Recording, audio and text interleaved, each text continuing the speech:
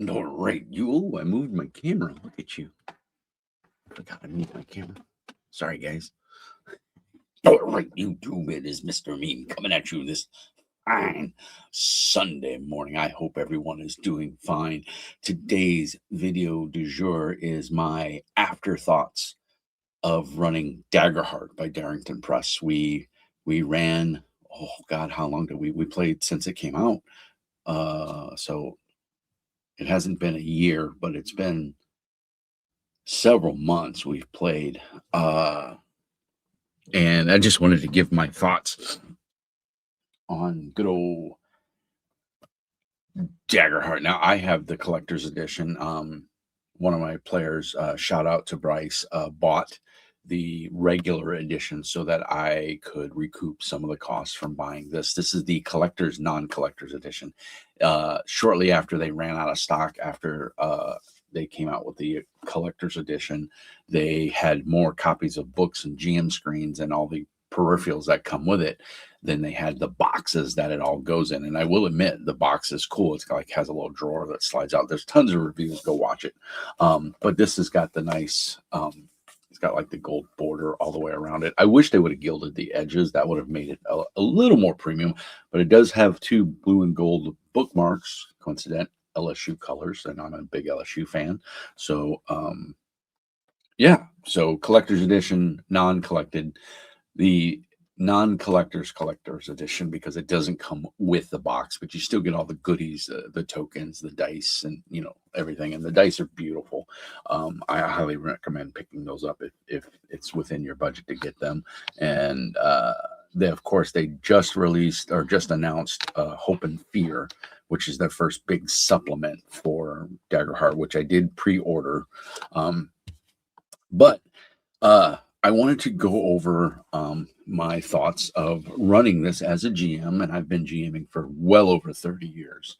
So I have played a lot of different games. I have a lot of experience. The other thing, you have to keep your cards in something. Your Magic the Gathering players, your collectible card game players will be familiar with one of these. This was like, this is the Diotis, I think is what it's called. It's fake leather, but it feels really good. It's got a nice cushion to it. It's stitched. It's got a nice rubber tab. And this is what I keep all of my Daggerheart cards in. And that way I can just kind of go through it. I even have printed some of the void cards and things like that. So, and then I also use it to keep a lot of my NPCs and GM notes and stuff. And so it's kind of like a card binder. I will say you don't need this. It does come in a box, but it's easier to manipulate if it's in some sort of sleeve system. And if you don't know, or you're not savvy and you don't know what to buy, talk to any of your Magic the Gathering friends who play. Chances are, if you're a gamer, you know someone who plays Magic or collectible card games, and they'll turn you on to something that will help suit your needs. I liked the book binder. For me, this works because I can flip through the pages. I put the cards in order, all that fun stuff. So for me, this worked. But you may just need a regular Magic box, and that'll work for you. It is quite a bit of cards, though, so be aware you need something that's going to hold a lot of cards. So that, and of course, you need the book. I have the GM screen. I don't use it because I have a nice wooden handcrafted GM screen by Arcanea's Workshop, which was graciously given to the channel. And it's amazing. It is the best GM screen I've ever had. It has magnets. It has it's just amazing. Go back into Doobly Doo and check my review of it. I did a full review. The other thing you're going to need, and they do give you a bunch of tokens in the collector's edition or non-collector's edition. But I didn't like those tokens. I needed a way for them to sit on top of my GM screen. And at the time, they didn't produce anything. And the Daggerheart GM screen, while it is heavy card, it's probably, I would say, 3 millimeters thick, maybe 4. And it's heavy duty card, and a GM screen. It's very nice. I have that nice wooden one. So I needed something that would sit on top of my GM screen. And so my buddy works in HVAC and had a bunch of sheet metal. So he's like, don't go buy anything. I'll bring they do a lot of conduit and a lot of, oh God, I can't think of the word for the ducting. they do a lot of sheet metal ducting, so he had tons of metal. So he brought me a sheet, it clipped off, and I just put some blue tack on it, and it sticks to the top of my GM screen. And this is an old Halloween necklace that I bought at the dollar store. So at the time, and I mean, I've had this thing for 10 years, if not more. So all I did was cut it up, cut it up. You can see there's holes in the head. Um, excuse me, holes in the head. And all I did is put magnets on the bottom. So it's a piece of, ferrous metal. So the magnets stick to it. And I just slide them across, because in Daggerheart, you're going to need to keep track of fear. This is the resource that GMs use to spend their abilities and do things for the players, or to the players, and manipulate the world and the environments. They're called environments, not worlds. And so my thoughts here, first of all, I personally think Daggerheart is a fantastic game for the GM. Now, what do I mean by that? I'm a narrative GM. I don't like writing complex books of stat lines and, plots and things. I GM off the cuff of my sleeve, basically. I have a general idea of what I want the story to accomplish, and then I work towards those goals. And I hopefully, if I'm doing my job right as a GM, I'm steering my players in that direction. But I also take into account their wants and desires and what they want to do for their character, and where they want to go and things they want to achieve with their character. I'm fortunate to have a really good gaming group that they're very easy. They just want to have fun. It's an excuse for a bunch of grognards to get together and play a game. And they're just as happy playing Magic the Gathering as they are playing a role-playing game. Now, most of them haven't played a plethora of different RPGs. I think one of them's played a little bit of D&D, and the other one's a big Palladium fan. And then the other two didn't really play role-playing games at all. My group was 7 players, and it was just too much. I had to trim it down, and to the core 4 players that started the group with me. And I've been gaming with them for over 2 years now. So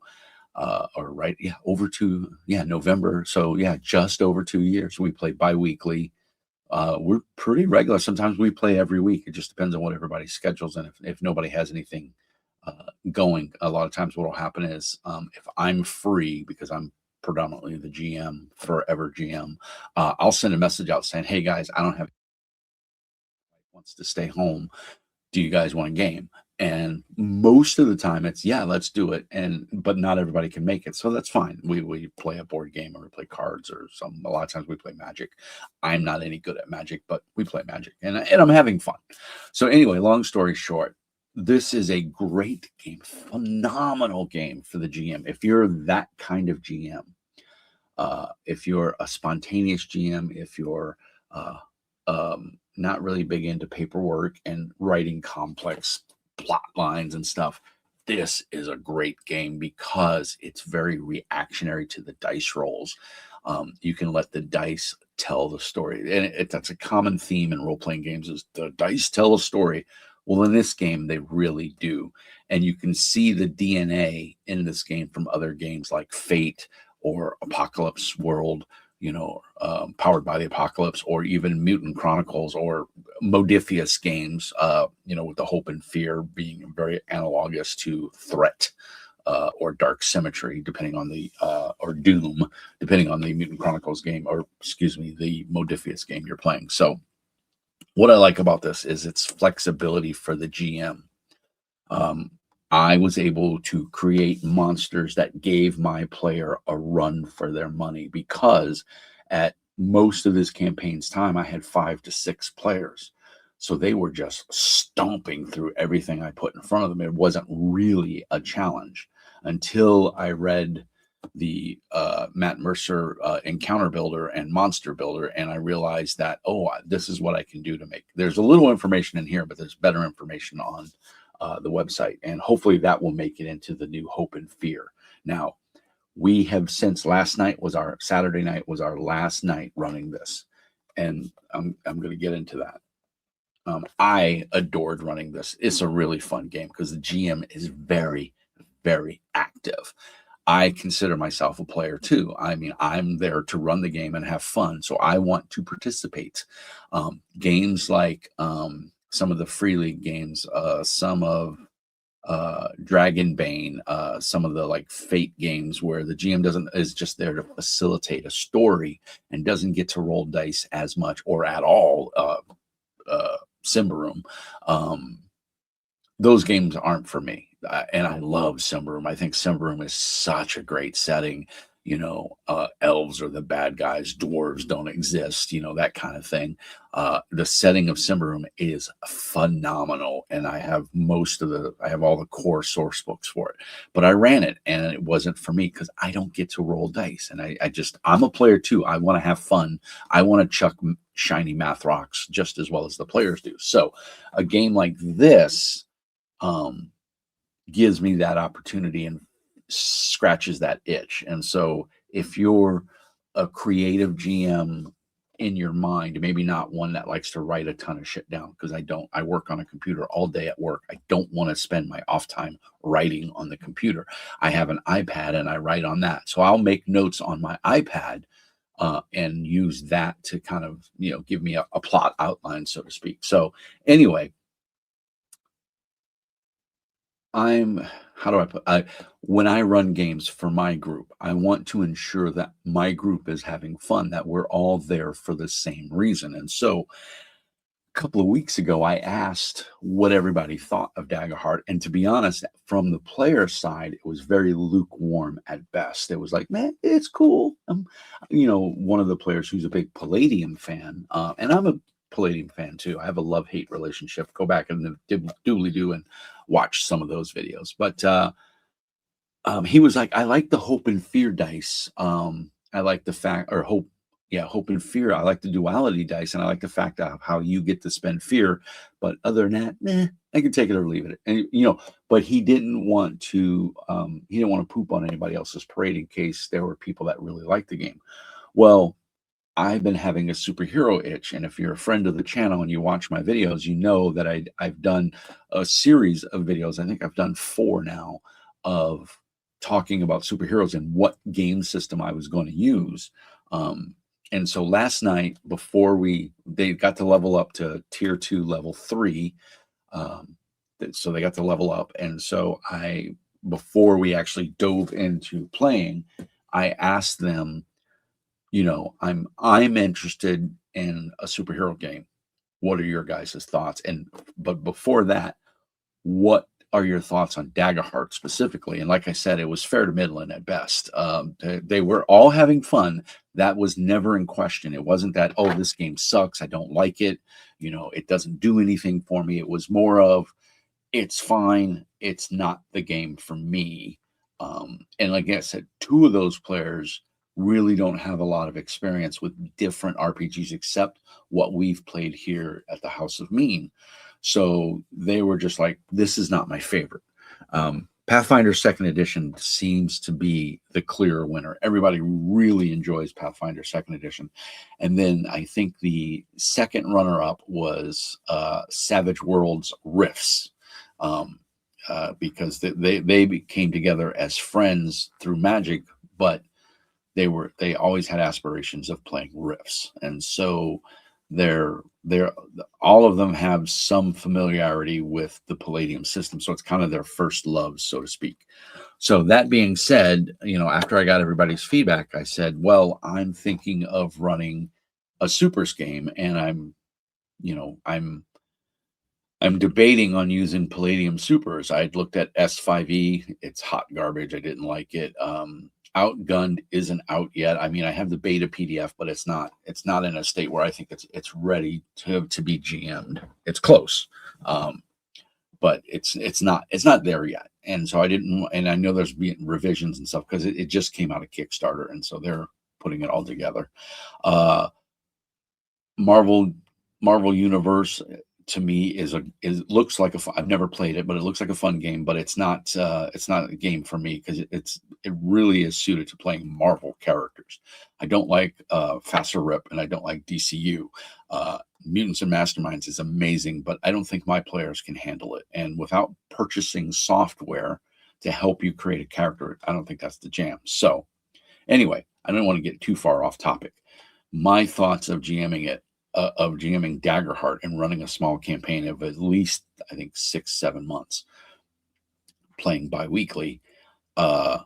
It's a fun game for the GM side. Players, it's going to be hit and miss. If you have narrative players who love story and want to create bonds, and I will say my group is not that group, but what was amazing is when they were all sitting down making their characters at session 0, they went to the bonds on their own. I didn't have to prompt them. They started, oh, well, what did I do to annoy you? Or what do I do that annoys you? Or what secret did you tell me that nobody else knows? They jumped on the bonds. And I think that's a testament to how good the system is and how easy it is to get into. The Christmas morning test, that Ash Barker says on Guerrilla Miniature Games is out of the box. If you open it Christmas morning, can you start playing right away? And I think with Daggerheart, yes, because again, I have anywhere between 4 and 7 players that are really a bunch of grognards. All they want to do is kick in the door, kill the monster, and take their loot and move to the next room and do it all over again. They don't want a complex story. They don't want in-depth character backgrounds. They don't want to know how green the grass is, as they walk through the forest. They want to know where the orc layer is and how many of them can they kill before, and how much loot do they get. And that's not a bad thing. If you're playing that way and your group is having fun, that's all that matters. I'm more of a little bit of a story guy, so I try to interject some story in there and try to bring in their backgrounds to play. And it did work with Daggerheart. Daggerheart facilitates that very well, I feel. Is this a perfect game for everyone? Is this the D&D killer or the Pathfinder killer? No, not even close. This game is not going to appeal to everyone. Is it a good game?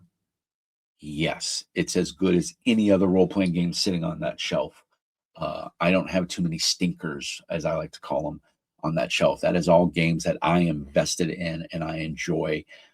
And Daggerheart is definitely one of those games, and we will come back and play it again. They none of them said they didn't want to play it anymore. It's just it's not exactly the thing they want to do. They're all excited about Palladium Supers, and I'm going to do a separate video on that. But I wanted to give my afterthoughts on running a Daggerheart campaign. I used the World of Aird, which is by Troll Lord Games. It's one of my favorite settings, fantasy settings, besides Pathfinder. And I really enjoy Castles and Crusades, and I would love for my group to try Castles and Crusades. I think they would enjoy it because it's got just enough crunch that they will enjoy it, but it's also easy enough that they can get into it and play right away, and not be bogged down by too many rules or too many special abilities. I like Pathfinder, but it is super crunchy, and for a GM, it's a lot of work. And I do want to go back. They all want to go back. My player group wants to go back and finish Pathfinder, and we even talked about doing Pathfinder Savage Worlds or Savage Worlds Pathfinder. So we'll see. But Daggerheart, for the players, they all got into it. None of them were confused. And I have 4 core players, and their level of RPG is, I would say, TJ's moderate to expert. And then everybody else is varying levels below that. Some are close to moderate, but most are beginners. The other 3 are mostly beginners, and they haven't played a whole lot of different games except for the ones I've ran. All of them agree that they did not like Dragonbane, and I thought that was funny because I kind of liked Dragonbane until I started playing it more, and I realized I don't get to roll any dice. I'm just sitting there facilitating a story, which is cool. That's fine. I enjoyed that, but I want to roll dice, and the only time I get to roll dice is I get to roll a d6. Most monsters have a d6 attack, and you get to roll that, and that's how you choose their attack, but they automatically do damage and stuff like that. So it wasn't the game for us. Am I happy that I own it? Yes. Daggerheart is a beautiful game. Dragonbane is a beautiful game, and the production value on it is really nice. But Daggerheart is not for everyone. I'm eagerly waiting for Umbral season 2 from Critical Role, Darrington Press. I did pre-order Hope and Fear. I'm excited to get that and add it to my collection. Will we play it? I don't think so. Unless I start a different group. I have an online group, a Wednesday night group that's online, and we play, and they all seem to like it. And we may go to another game. I don't know. I always, every so often, I like to open up a dialogue with my players about what do you want out of the game? What do you want to keep playing? Do you want to try something else? Because I get burnt out too. And I literally look at this as I'm a player too. I'm just the player that's, running the game. And I do enjoy Daggerheart. I am enjoying it, running it. I would have kept running it for our Saturday night group, but they have made their wishes clear and that they are not as into it, and want to keep playing it. I mean, they would. I don't want that to sound as negative as it came out. They would keep playing if that's what I wanted to run, because ultimately I've got to be having fun, or else I'm not going to run a good game. That's just how it works. But they're ready to move on if I'm ready to move on, and I'm ready to move on. I've given the system a shake. I've created my own monsters. I did a take on the giant adventure path from Palladium, Pathfinder First Edition, the giant adventure. I forgot what it's called. Glass Cannon Network ran a whole campaign of it when their channel was first starting. If you haven't watched it, I highly recommend you go watch it. It's really fun, or listen to it. It's a podcast as well. Glass Cannon Network. If you like Critical Role, but you want a little more humor, Glass Cannon Network is really good. The other good one that's really good is it's Emin players. They're based out of Minnesota, out of the cities, and they are a lot of fun. This is stupid. I'm trying to figure out what their name is. There we go. MN Maxed Podcast, Minnesota Maxed Podcast. They have a YouTube channel by the same name, MN Maxed, and they're phenomenal. They're a lot of fun. They play a lot of Pathfinder games or Paizo games, and they're a lot of fun to listen to. I put them on the car when I have to take a long drive, and I download all their podcasts. So anyway, Daggerheart from a GM, I think, is phenomenal if you're a certain type of GM. If you're one that wants, minutia details, Daggerheart's not the game for you. If you plan out your world to the nth degree and you know what every NPC does, and there are GMs out there like that, there are players like that, this is not the game. This game is a lot of loosey-goosey narrative. The rules are kind of a guideline. I will say I personally think the rules are pretty solid.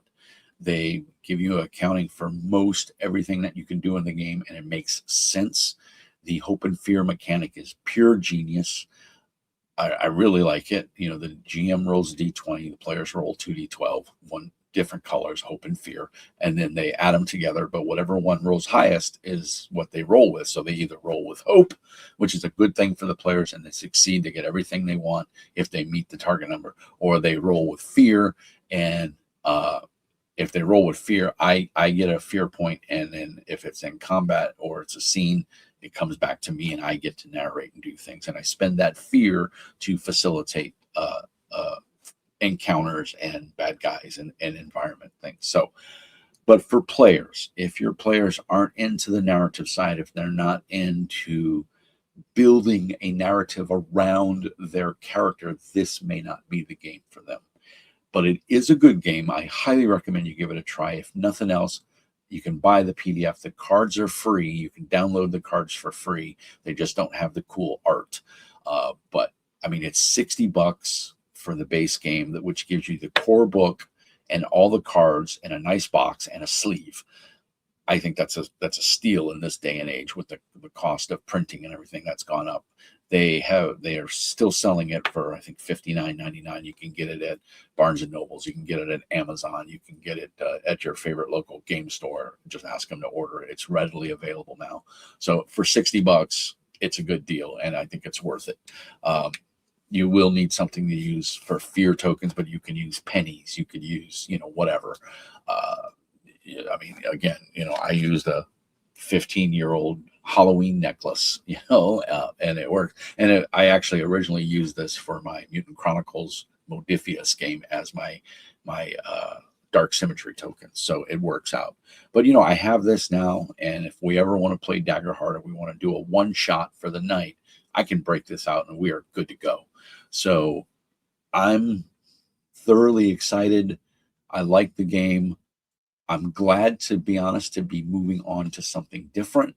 It's a lot of fun. I don't think it's the game for me for like a super long-term campaign. I don't know what that game is, to be honest. I've been gaming for over 30 years, almost 40, and I haven't found a game yet that, God, I want to run that game. That's the only game I ever want to run. I have such an eclectic array of games that, it's quite honestly, I have my pick of genres and game systems and types that I could play a different game almost every day of the week. But that's my thoughts. I've babbled on long enough. I didn't want this video to be too long. Daggerheart, great game. Buy it if you have any interest in it whatsoever. Maybe pick up the PDF if you're interested in it. Check it out or download the starting adventure, which gives you just enough to play the game. It won't give you everything you need, but it'll give the players their cards. It'll give the GM some adversaries to throw at the players, and it's enough information to get you started. Is it the greatest adventure? No. Is it a good adventure? Sure. It's good enough to get you into the game and figure out if this is something you want to invest your money in. And I think more companies should do that. So kudos to Darrington Press for putting out a primer that you don't have to pay for, and you can learn and see if you like this game or not. So it's not for everyone. I will say that. It is not for everyone. So that's just my thoughts. If you have any questions, if you've played Daggerheart, what do you like about it? What do you dislike about it? Let me know in the doobly-doo. YouTube loves it when you feed the algorithm by asking questions and commenting.